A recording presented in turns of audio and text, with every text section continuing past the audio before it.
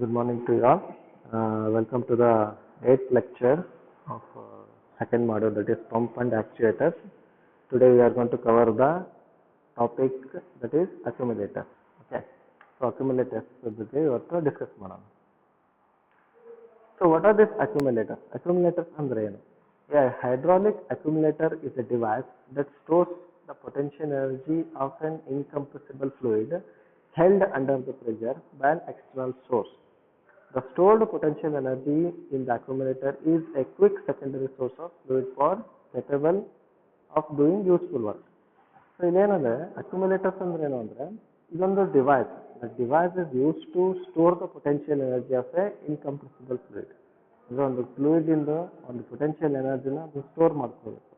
ಅದು ಸ್ಟೋರ್ ಮಾಡಿಕೊಂಡು whenever it is required it should transmit that power to the next unit. Okay. So ಇದು accumulators ನಾವು ಯಾಕೆ use ಮಾಡ್ತೀವಿ ಅಂದರೆ ಮ್ಯಾಕ್ಸಿಮಮ್ ಆಗಿ ನಾವು ಅಕ್ಯುಮುಲೇಟರ್ಸ್ ಯೂಸ್ ಮಾಡೋ ಪರ್ಪಸ್ ಏನಂದರೆ it is the additional power requirement. ಅಂದರೆ ಸಡನ್ ಆಗಿ ಏನಾದರೂ ಪವರ್ ಅಥವಾ ಪ್ರೆಷರ್ ಡಿಕ್ರೀಸ್ ಆಯಿತು ಅಂದರೆ accumulators it will act as a one ಏನಂತಾರೆ ಅದಕ್ಕೆ ರಿಸರ್ವ್ ಪವರ್ ಅಂತ ಹೇಳ್ತೀವಿ. So it is a reserve power supplying unit. So ನೀವು ಸ್ಪ್ರಿಂಗ್ ನೋಡಿರ್ಬೋದು, ಹೌದಾ? ಸ್ಪ್ರಿಂಗ್ ಯಾವ ಥರ ಇರುತ್ತೆ? ಸೊ ಅದನ್ನು ಕಂಪ್ರೆಸ್ ಮಾಡಿದಾಗ ಅದರಲ್ಲಿ ಎನರ್ಜಿ ಸ್ಟೋರ್ ಆಗುತ್ತೆ. ಬಟ್ ನೀವು ಅದನ್ನೇ ಲೋಡ್ ರಿಲೀಸ್ ಮಾಡಿದ ತಕ್ಷಣ ಏನಾಗುತ್ತೆ, ಆ ಸ್ಟೋರ್ ಆಗಿರೋ ಎನರ್ಜಿನ ಅದು ಎಕ್ಸ್ಪ್ಯಾಂಡ್ ಆಗೋ ಮುಖಾಂತರ ಅದು ರಿಲೀಸ್ ಮಾಡುತ್ತೆ, ಹೌದಾ? ಸೊ ಅದು same principle. Accumulators are nothing but the same principle. So ಅಕ್ಯುಮುಲೇಟರ್ಸಲ್ಲಿ ಏನಾಗುತ್ತೆ, ಎನರ್ಜಿನ ಫಸ್ಟ್ ಚಾರ್ಜ್ ಮಾಡ್ತೀವಿ. Okay. Energy is going to be charged by means of air, by means of liquid or by means of any different devices. ಆಮೇಲೆ ಏನಾಗುತ್ತೆ, ಅಕ್ಯುಮುಲೇಟರ್ಸ್ ಅದು ಆ ಎನರ್ಜಿನ ಯಾವಾಗ ಬೇಕಾಗಿರುತ್ತಲ್ಲ, ಯಾವಾಗ ಪ್ರೆಷರ್ ಡ್ರಾಪ್ ಆಗುತ್ತಲ್ಲ ಅವಾಗ ಅದನ್ನು ಸಪ್ಲೈ ಮಾಡುತ್ತೆ. So that's why the accumulators are one of the reserve devices for the supplementary pressure supplement. Okay. So let's see the classifications in the accumulators. So accumulators and classifications. First one is weight loaded or gravity accumulator. Next is spring loaded accumulator. Next gas loaded accumulator. So gas loaded accumulators ಅಲ್ಲಿ ಮತ್ತೆ ಎರಡು type ಬರುತ್ತೆ, non separate type, separator type. So ಇಲ್ಲಿ non separator ಟೈಪಲ್ಲಿ ಏನು change ಇದು types ಇಲ್ಲ, ಅದರಲ್ಲಿ ಮತ್ತೆ ಸಬ್ ಡಿವಿಷನ್ ಇಲ್ಲ. ಬಟ್ ಸಪ್ರೇಟರ್ ಟೈಪ್ಸಲ್ಲಿ there are 3 sub divisions: piston type, diaphragm type and bladder type. So will discuss all these what are the accumulator types in detail ನಾವು. So first one, weight loaded gravity accumulator. So ಇಲ್ಲಿ ನೋಡಿ, weight loaded ಇದೆ, name only signifies that the weight is going to be use to act as to store the potential energy. ಇದೇನಾಗುತ್ತೆ, potential energy store ಮಾಡಿಕೊಂಡು ಅದು ಎಲ್ಲ ಯಾವಾಗ require ಇರ್ತದಲ್ಲ ಅವಾಗ ಸಪ್ಲೈ ಮಾಡಬೇಕು. ಸೊ ಅದನ್ನು ವೇಟ್ ಲೋಡೆಡ್ ಅಂದರೆ ಏನೋ ಒಂದು ಲೋಡ್ ತೊಗೊತಾರೆ, ಅದನ್ನು ಲಿಫ್ಟ್ ಮಾಡ್ತಾರೆ. ಓಕೆ. ಸೊ ಇಲ್ಲೊಂದು ಡಯಾಗ್ರಾಮ್ ಇದೆ ನೋಡಿ. ಸೊ ಇಲ್ಲಿ ಡಯಾಗ್ರಾಮ್ ಏನಿದೆ, ಇದು what are the fluid line, ಇದು ದ ಹೈಡ್ರಾಲಿಕ್ ಫ್ಲೂಯಿಡ್ ಲೈನು, ಅಲ್ಲಿಗೆ ಇದು ಅಕ್ಯುಮುಲೇಟರ್ ಕನೆಕ್ಟ್ ಮಾಡಿದ್ದಾರೆ. So this is weight loaded. ಇದರಲ್ಲಿ ಏನೇನಿದೆ, this is piston is connected to one rod, connecting rod. ಆ ಕನೆಕ್ಟಿಂಗ್ ರಾಡಿಗೆ ಒಂದು ಲೋಡ್ ಅಪ್ಲೈ ಮಾಡಿದ್ದಾರೆ. This is dead load. Okay. So ಈ ಡೆಡ್ ಲೋಡ್ ಏನಾಗುತ್ತೆ, ಈ ಲಿಕ್ವಿಡನ್ನು ಸಪ್ಲೈ ಮಾಡ್ತಿದ್ದಂಗೆ ಏನಾಗುತ್ತೆ, ಈ ಲಿಕ್ವಿಡ್ ಇಲ್ಲಿ ಪ್ರೆಷರೈಸ್ ಆಗಿ ಈ ಪಿಸ್ಟನ್ನ ಲಿಫ್ಟ್ ಮಾಡುತ್ತೆ. It will lift the piston to some extent. So whenever there is a pressure drop, ಈಗ ಫಾರ್ ಎಕ್ಸಾಂಪಲ್ ಇಲ್ಲಿ ನೆಕ್ಸ್ಟ್ ಯೂನಿಟಲ್ಲಿ ಪ್ರೆಷರ್ ಡ್ರಾಪ್ ಆಯ್ತು ಅಂದ ತಕ್ಷಣ ಏನಾಗುತ್ತೆ, ಈ ಪಿಸ್ಟನ್ ಏನಿರುತ್ತಲ್ಲ, ಈ ಪಿಸ್ಟನ್ನು because of dead load weight it will tends to move downward and it will pressurize this fluid and it will supply to the next unit. Like that, it is one of the supplementary power requirement. Supplementary power supply idana madutte. So aa thara idu dead load act agutte. It is a vertical mounted cylinder with a large weight. When the hydraulic fluid is pumped in it, the weight is raised. Hydraulic fluid pump madida takshana weight raise agutte. The weight applies a force on the piston that generates a pressure on the fluid side of piston. ಇದೇನಾಗುತ್ತೆ, ಇಲ್ಲಿ pressure develop ಆಗುತ್ತೆ. ಯಾಕಂದರೆ ಇಲ್ಲಿ load apply ಆಗ್ತಾ ಇರುತ್ತೆ, ಯಾವಾಗ ಕಾನ್ಸ್ಟೆಂಟಾಗಿ load ಇದ್ದೇ ಇರುತ್ತಲ್ಲ. So ಹಂಗಾಗಿ ಇಲ್ಲಿ ಪ್ರೆಷರ್ ಯಾವಾಗಲೂ ಫ್ಲೂಯಿಡಲ್ಲಿ ಅಂಡರ್ ಪ್ರೆಷರಲ್ಲಿ ಇರುತ್ತೆ. The advantage of this type of accumulator over the other type is that it applies a constant pressure on the fluid throughout its range of motion. So ಇದೇನಾಗುತ್ತೆ, constant of pressure ಯಾವಾಗಲೂ apply ಮಾಡ್ತಾ ಇರುತ್ತೆ. So that is one of the advantage. The main disadvantage is it is extremely large size and heavy weight. ಇದು size ಏನಾಗುತ್ತೆ, because load ಜಾಸ್ತಿ ನೀವು ಹಾಕ್ಬೇಕು ಅಂದರೆ ಸೈಜು ಜಾಸ್ತಿ ಆಗ್ತಾ ಹೋಗುತ್ತೆ. So that is one of the limitation of this weight loaded gravity or gravity accumulator. Okay, so next spring loaded accumulator. Spring loaded accumulators ಅಂದ್ರೆ just you can see this diagram first. So this is the hydraulic fluid supply unit, supply line. So ಇದು ಏನಾಗುತ್ತೆ, ಒಂದು spring loaded ಅಕ್ಯುಮುಲೇಟರ್ಗೆ connect ಮಾಡಿದ್ದಾರೆ. So ಇದು fluid ಏನಾಗುತ್ತೆ, first ಫ್ಲೂಯಿಡ್ನಲ್ಲಿ pressurise ಆಗಿ ಇಲ್ಲಿ ಫಿಲ್ ಮಾಡ್ತಾ ಹೋಗ್ತಾರೆ. So when the fluid is pressurised ಇಲ್ಲಿ filled inside here, it will compress the spring. ಇಲ್ಲೊಂದು ಪಿಸ್ಟನ್ ಇದೆ, ಆ ಪಿಸ್ಟನ್ನಿಗೆ ಒಂದು ಸ್ಪ್ರಿಂಗ್ ಕನೆಕ್ಟ್ ಮಾಡಿದ್ದಾರೆ. ಸೊ ಅವಾಗ ಏನಾಗುತ್ತೆ, ಇಲ್ಲಿ ಫ್ಲೂಯಿಡ್ ಪ್ರೆಷರ್ ಜಾಸ್ತಿ ಆದಂಗೆ ಈ piston tends to move backward and it will compress the spring. So ಹೌದಾ, ಇಲ್ಲೇನು ಹೋಲ್ ಏನೇನು, ಇಲ್ಲಿ ಏನಾದರೂ ಗ್ಯಾಸ್ ಟ್ರಾಪ್ ಆಗಿದ್ರೆ ಆ ಗ್ಯಾಸ್ ರಿಲೀಸ್ ಆಗೋಕ್ಕೆ ಇಲ್ಲಿ ಒಂದು ಹೋಲ್, ಅಂದರೆ ಏರ್ ಹೋಲ್ ಅಂತ ಹೇಳ್ಬೋದು, ಬ್ರೀತರ್ ಹೋಲ್ ಅಂತ ಹೇಳ್ತಾರೆ. So it will be provided here. So as this spring compressed, it will stores to potential energy. So potential ಎನರ್ಜಿಲಿ ಸ್ಟೋರ್ ಆಗಿರುತ್ತೆ. ಸೊ ಅವಾಗ ಏನಾಗುತ್ತೆ, ಸಡನ್ ಆಗಿ ಈಗ ಫಾರ್ ಎಕ್ಸಾಂಪಲ್ ಇಲ್ಲಿ ಏನೊಂದು ಪ್ರೆಷರ್ ಡ್ರಾಪ್ ಆಯಿತು, ಅವಾಗ ಪ್ರೆಷರ್ ಬೇಕಾಯಿತು ಅಂದ ತಕ್ಷಣ ಏನಾಗುತ್ತೆ, ಸ್ಪ್ರಿಂಗ್ ಎಕ್ಸ್ಟೆಂಡ್ ಆಗುತ್ತೆ. ಸ್ಪ್ರಿಂಗ್ ಎಕ್ಸ್ಟೆಂಡ್ ಆದ ತಕ್ಷಣ ಈ fluid pressurizedly it will supply to the next unit.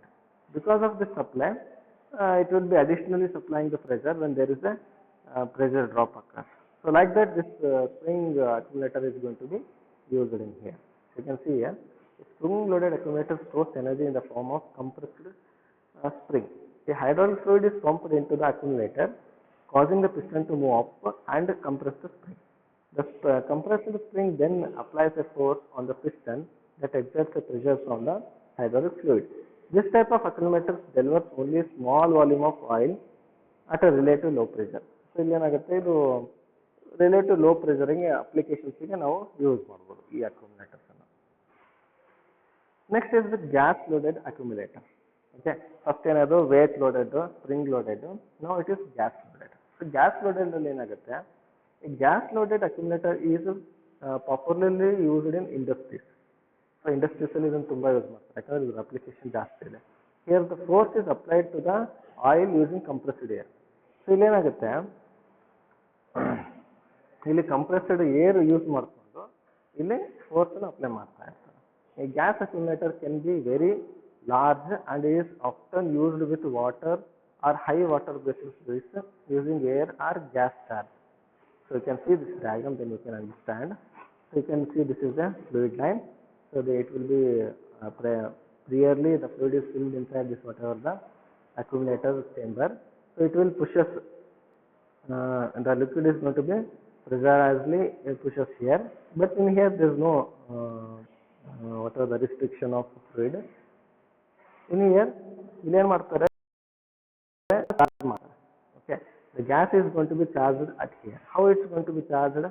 Somewhere the compressed gas is going to be, the gas is supplied from some source and it will be compressed at here. Okay, it will be supplied at here. When the fluid is filled inside this portion, it will compress the gas at here, and you can see the wall, it will close us. There is no way for the gas to move back, so that's why the gas is going to be compressed at here because of the fluid pressure. So whenever there is a drop in the fluid pressure, the gas intends supply that stored pressure into this fluid which is trapped here, and it will supply the additional pressure to the fluid line. So like that, this gas loaded accumulators are going to be used in the industry. Industries ಅಲ್ಲಿ ಯಾಕೆ ನಾವು application ಜಾಸ್ತಿ ಇದೆ ಅಂತ ಹೇಳಿದ್ರೆ, so ಇದನ್ನು high ಪ್ರೆಷರ್ಸಿಗೆ ನಾವು apply ಮಾಡ್ಬೋದು, ಅಂದರೆ ಹೈ ಪ್ರೆಷರ್ ಅಕ್ಯುಮುಲೇಟರ್ಸ್ ಆಗಿ ಯೂಸ್ ಮಾಡ್ಕೋಬೋದು. ಅಪ್ಲಿಕೇಶನ್ ವೈಸ್ ಇಂಡಸ್ಟ್ರಿಯಲ್ಸ್ ಅಲ್ಲಿ ಜಾಸ್ತಿ ಲೋಡ್ ಅಪ್ಲಿಕೇಶನ್ ಜಾಸ್ತಿ ಇರುತ್ತೆ, ಹೌದಾ? So that's why this type of accumulators are more suitable in the industrial level. So in this gas loaded accumulators there are two types. One is the non-separator type accumulator and one is the separator type accumulator. Here non-separator type, here the oil and gas are not separated, hence they are always placed vertical.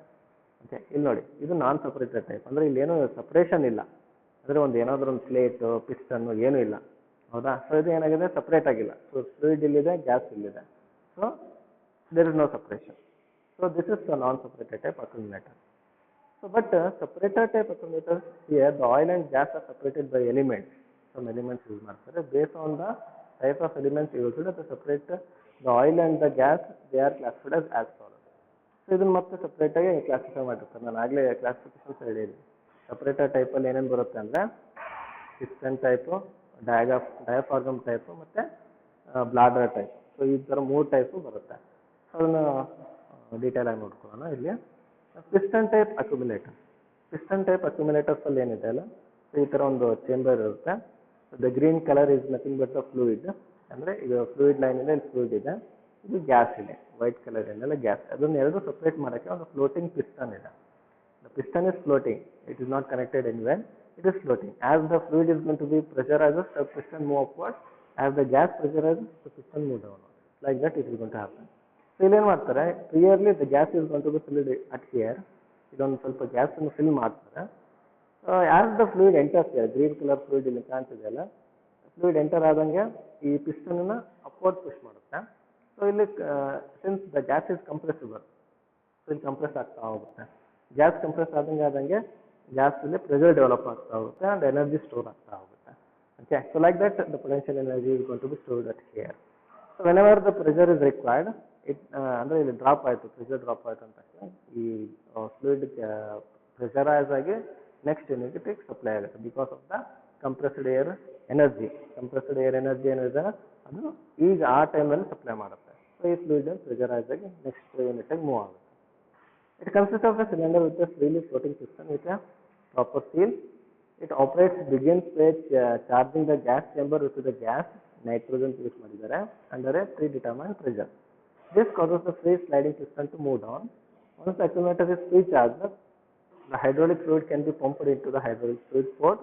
As the fluid enters the accumulator, it causes the piston to slide up, thereby compressing the gas that increases its pressure, and this pressure is then applied to the hydraulic fluid through the piston. The same thing which I have explained in here. So next, the diaphragm type accumulator. So ಈ diaphragm type ಅಲ್ಲಿ ಏನಂದ್ರೆ separate, ಅಂದ್ರೆ ಇಲ್ಲಿ ಏನಾಯ್ತು, ಇಲ್ಲಿ piston use ಮಾಡಿದೀವಿ ಹೌದಾ.